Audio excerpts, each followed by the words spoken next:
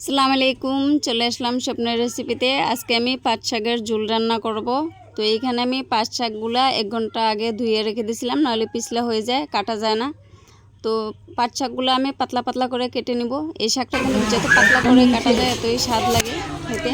তো এখানে আমি রসুন কুচি, কাঁচা লঙ্কা কুচি, পেঁয়াজ কুচি নিয়েছি, 3 পিস মাছ নিয়েছি। এখানে আমি সিমের বীজ নিয়েছি, সিলিয়ে ভালো করে ধুয়ে রেখে দিয়েছি। তো আমরা কাঁঠালের সিজনে কাঁঠালের বীজ দিয়েও রান্না করি। তো এখানে আমি জল বসাই দিছি, ফুটে গেছে জল। কাঁচা লঙ্কা দিয়ে দিলাম, রসুন কুচি দিয়ে দিলাম, পেঁয়াজ কুচি দিয়ে দিলাম, তো নিমকও দিয়ে দিলাম স্বাদ মতন।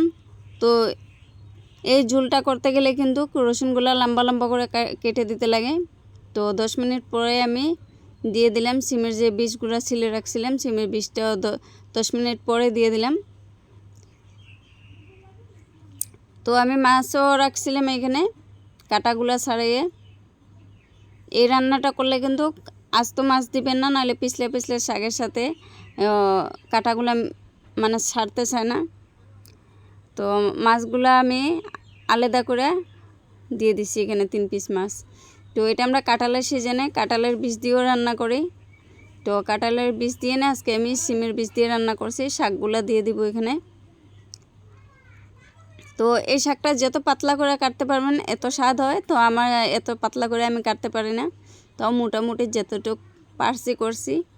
তো আমার চ্যানেলটারে সাবস্ক্রাইব করবেন, ভিডিওতে লাইক করবেন, কমেন্ট করবেন, আমার চ্যানেলটারে শেয়ার করবেন। তো কীরকম রাখছে পাট শাকের রেসিপি কমেন্টে বলবেন। তো হয়ে গেছে পাট শাক রান্না করা। এই শাকটা কিন্তু খাইতে এরকম রান্না করে অনেক স্বাদ লাগে। তো দেখুন আমি একটা বাটি